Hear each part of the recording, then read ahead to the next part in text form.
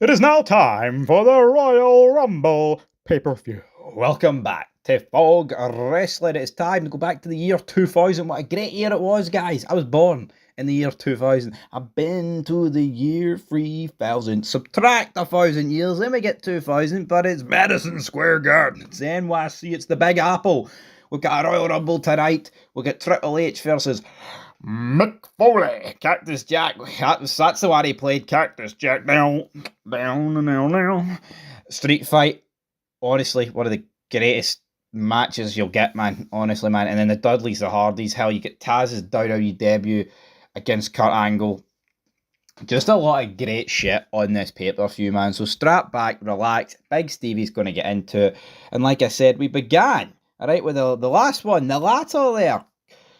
Kurt Angle taking on Taz. Kurt Angle comes out, he's giving it his usual stick. Oh, I can't be defeated, I'm this, I'm that. You know, obviously he was very fresh at this point, only in the company a couple of months. It's kind of funny that this guy said the McMahon final sign, but I'm not allowed to lose to anybody. And then, of course, what happened? He loses here, he loses to Taz. But I like the story here. It was like, oh, it wasn't clean, it wasn't a straight tap.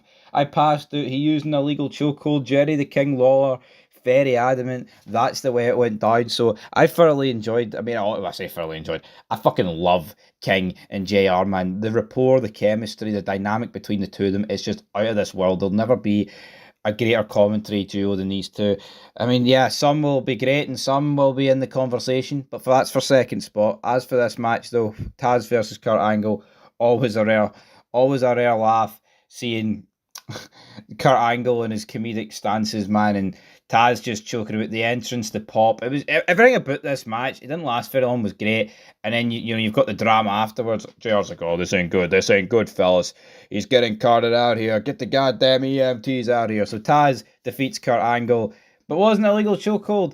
That would be the story for the next couple of weeks. But yeah, what a way to kick off the Royal Rumble 2000. Give me a hell yeah. Sadly, Stone Cold wouldn't be here tonight because he's obviously suffering and he's out from getting run over, but we all know it was the neck injury. But regardless, it was a good opening match there between Kurt Angle and Taz. Good debut for Taz, but if we're being honest, from an in-ring perspective, it was kind of all downhill from here. Up next, Michael Cole is interviewing the Hardy Boys and Terry, because up next they will face the Dudleys. We'll have to wait and see. Matt's like, you're not even supposed to be in the WWF, but we are. And now the Dudleys are going through the table.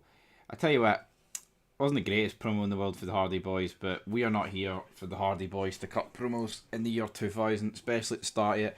We are here for the Hardy Boys to put their fucking laughs on the line. Dudleys came out, they cut a promo. This was much better from their perspective.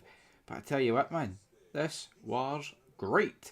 Hardy Boys versus the Dudley Boys. So, I mean, it goes about 10 minutes. You've just got numerous table spots, right? Bubba throws a table in Jeff's face when he runs the guardrail. Bubba almost gets suplexed through a table in the ring, but Devon moves it. But for me, I mean, when the Hardys dive off the ladders, take Bubba out through a table, that's fantastic. But for me, the best spot, right, is when Devon is ducking and diving on the outside, trying to avoid the Hardys, and Matt goes first, then Jeff goes. I think that's one of the greatest spots in wrestling history. I honestly, for the link up it required and the timing it required for these guys at such a young period in their career, early on, you know, it's insane. And we all know the spot I'm talking about. Yeah, that honestly, man, when they would go crash through the tables, it is unfreaking real. Bubba falls through a couple of tables at the exit door. Jeff then does a swan tom through Bubba onto those tables. Fantastic. Honestly, what? Yeah, is it the greatest table match of all time? It could be. I love this match, man. That this is, you know, when I think back in my childhood, and you know, you're watching these on DVD. This is what I think of, the Dudleys and the Hardys. And it's epic in 2025 that they're getting one more match. I mean, this is when wrestling was wrestling. You know what I mean? I'm sitting here, 24 years old, getting goosebumps, thinking of the Dudleys and the Hardys, because that's what you grew up on. You know what I mean? These are real tag teams. These are real fucking stars. This is when the tag division was immense, man. But great match. The Hardy Boys win. by God, it'd be the start of two iconic careers. And at this point, man, even at this point, these teams have cemented their names into the history of WWF and wrestling in general. It's insane. Backstage, an EMT shines a light into Angle's eyes. He's like, "Did I win?" It's like, "No." Angle's like, "It was an illegal chokehold." And Lawler's agreeing with Kurt. He's like, "Yeah, it was an illegal fucking chokehold." Up next, Howard Finkel. It is now time to introduce our judges for the Miss Rumble 2000 swimsuit contest. Sergeant Slaughter, Tony Garea, Fabulous Moolah, Johnny Fallant, Falliant, I don't know, Freddie Blassie, Andy Richer, and a few other jabronis. So we got a bunch of people here. Participants in this is Ivory, Terry, Jacqueline, BB, Luna, and the cat. Here, tell you what, man, you get some great stuff in here. Ivory calls Lawler a pervert. Got a load of them in skimpy one-piece outfits, which here I don't think any of us are going to complain about. Luna refuses to participate, which I'm fine with. Cat, her swimsuit was made out of bubble wrap. King, I want to pop it, which was funny as fuck. And then what happens is you get Mae Young fucking whipping out her puppies by the front of King, and King is screaming his arse off. It's actually he's screaming, man. He's so fucking... Oh, it's funny as hell. And then Mark Henry covers away a jacket. This was funny. And you know what? It's a bit of silliness, but yeah. Perfect after the tables match, just to bring you back down to earth. We cut to New York. He's in Jonathan Coachman's in Times Square, WWF New York. Just how epic's that, man, that they used to have this big WWF. Hey, in New York. Absolutely brilliant. He's like, it's the most exciting place to be. Jericho and China are backstage, and then Dave Hebner's like, you know what, I'm going to go to the ring, and we're going to find out who the undisputed Intercontinental Championship champion is. And what we got was Jericho taking on China, taking on Hardcore Holly. Hardcore Holly was the only man going into this match without the belt. Jericho wins, pins China after a lion salt. I watched Survivor Series 99 not that long ago. Fuck, I say not that long ago. Jesus Christ, that's in February, man. Time waits for fucking no, man. That is actually insane. I was about to say I watched that. That's in February. That's fucking scary. That is actually scary. Dearie me. Holy shit. Anyway, Jericho wins. Decent match. Cole interviews The Rock. The Rock's like, finally, The Rock has come back. I actually thought this was... I mean, it wasn't bad for The Rock, but it was a bit cringe. You know, he actually turned around and said, Michael Cole needs to fix himself a tall glass of shut-up juice. Like, that is a bit cringy, isn't it? Like, there's no way 99 people are creaming their pants. I think The Rock more often than not fucking delivered, but Michael Cole needs to fix himself a tall glass of shut up juice. What the fuck sort of line's that? I understand it, but it's a bit cringe, isn't it? He then says, I could wipe my monkey's ass with what the Big Show thinks. I guarantee you, people. The Rock's walking out. If you smell it, I'm cooking. Tag title match, New Age Outlaws versus the Acolytes. This lasted about 2.5 minutes. X-Pac comes out. Farouk deals with X-Pac, but while that's going on, Bradshaw gets hit with a famous R by Billy Gunn. And yeah, right, up next, street fight, WWF title on the line, Triple H versus Cactus Jack. I love the promo from this match. I just love everything about this match.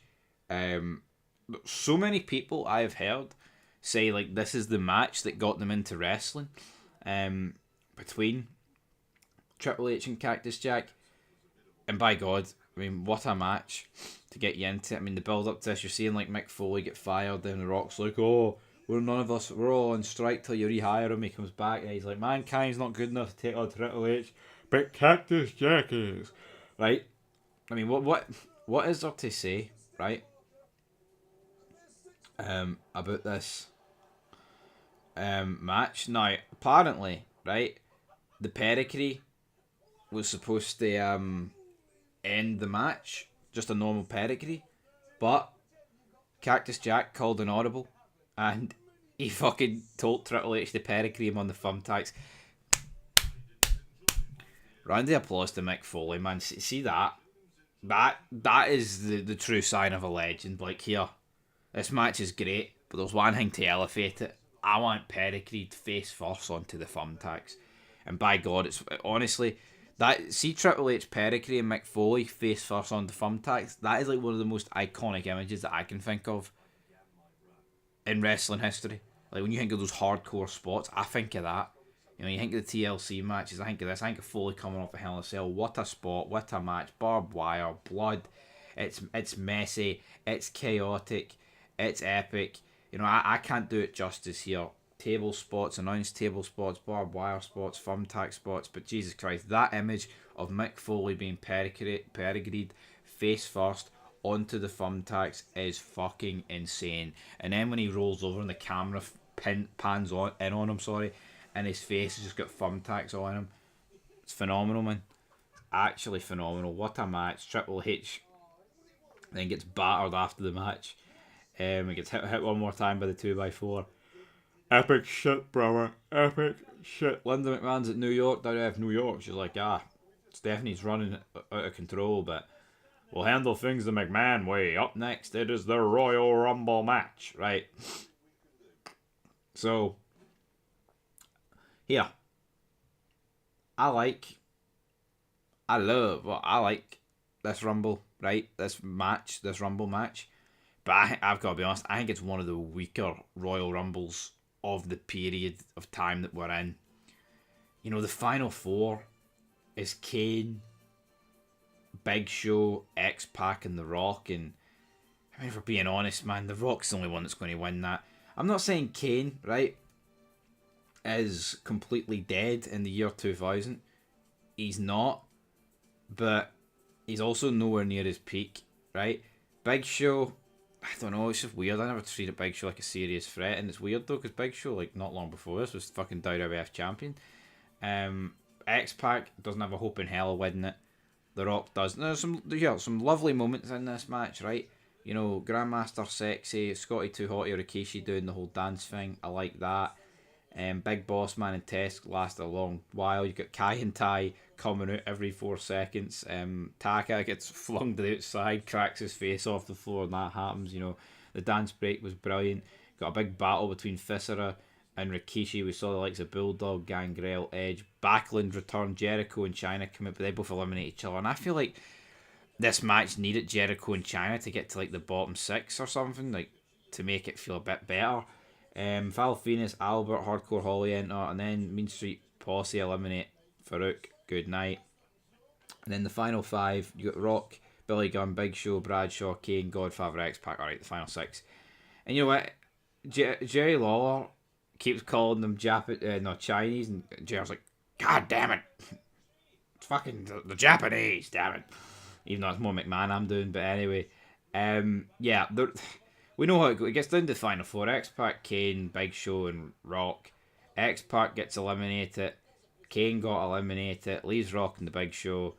Spinebuster, People's Elbow. Big Show blocks it, hits a choke slam. He goes to toss Rocky out, but Rock uses his own momentum to throw Big Show out. But of course, bit of a botch here because the Rock's feet touch the outside. And here, I'll tell you what though, it is a botch. But they turned it into a storyline, and it actually was pretty interesting seeing Rock versus Big Show at No Way 2000. And, I mean, obviously it led to the McMahon Every Corner match. But, yeah, Rock wins his only Royal Rumble in Madison Square Garden. And I tell you what, folks, thoroughly enjoyed this pay-per-view. But I do think this Rumble match is one of the weaker ones. Like, not that the 2001 Rumble card's bad, because, fuck, I mean, you got the Dudleys versus Edge and Christian versus Taker and Kane. You've got Benoit versus Jericho in a ladder match. You've got an absolutely fucking star-studded main event in the Rumble, right? Austin's in it. You know, you've obviously got Kurt Angle versus Triple H, right? But if you take the 2001 Rumble and put it in place of this Rumble match, this could be very easily the best Rumble of all time. I mean, to me, it is one of the best Rumbles of all time, but I do think the Rumble match lets it down a wee bit. It was fun, but it's not quite... I guess it's nowhere near one of the greatest Rumble matches of all time, but Cactus Triple H, fucking insane. Tables match was unreal. Tag match was a wee bit shit, and then the of course the bikini contest was brilliant as well. So I will give it a. I'll get. I mean, normally when we review it by ourselves, we don't do half our ratings, but I'm going to get an 8.5 out of 10. You know, if the Rumble match was a bit better, you could be looking at a 10 here, but obviously it's a big part of the show. Anyway, shout out to BD Cool because he commented this Rumble to review, this pay-per-view to review. And guess what, guys?